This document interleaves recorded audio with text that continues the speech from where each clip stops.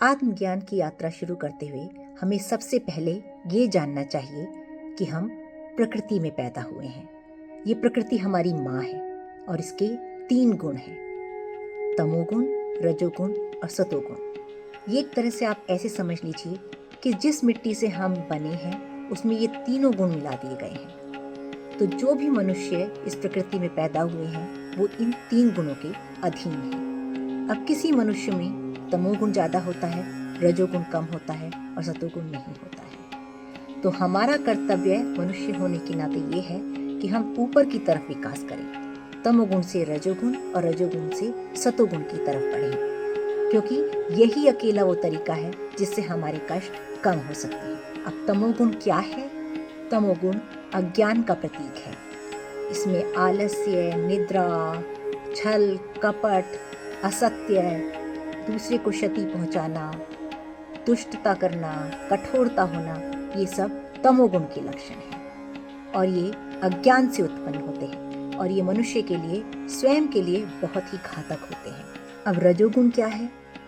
इस पृथ्वी लोक पे जितने भी बहुत ही मेहनत के साथ में सकाम कर्म किए जा रहे हैं, सकाम कर्म का अर्थ वो कर्म जो फल की इच्छा से किए जा रहे हैं, वो सारे रजोगुणी कर्म हैं कि इंसान अपना पैसा, समय, एनर्जी खूब मेहनत करके किसी काम में लगा रहा है कि उसमें से उसे क्या मिलेगा। तो ये सारे कर्म रजोगुणी हैं। रजोगुणी कर्मों का भी अंत दुख पर ही होता है, लेकिन हाँ, उससे इंसान फिर भी प्रगति करके सतोगुण की तरफ बढ़ सकता है। रजोगुण तमोगुण से फिर भी लाख गुना अच्छे हैं, लेकिन अगर रजोगुण में हम किसी का नुकसान पहुंचाते हैं अपने फायदे के लिए, तो वो भी तमोगुणी हो जाता है।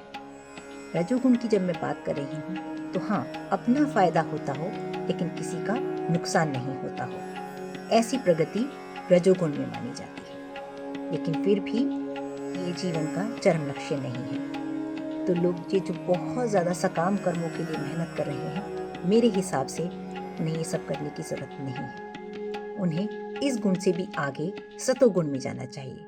सतोगुण क्या है? सतोगुण संसार में अच्छाई का प्रतीक है। जब कोई मनुष्य ये सोच के कोई कर्म करता है कि ये संसार के हित में है, समाज के हित में है, तो वो सतोगुणी कर्म होता है।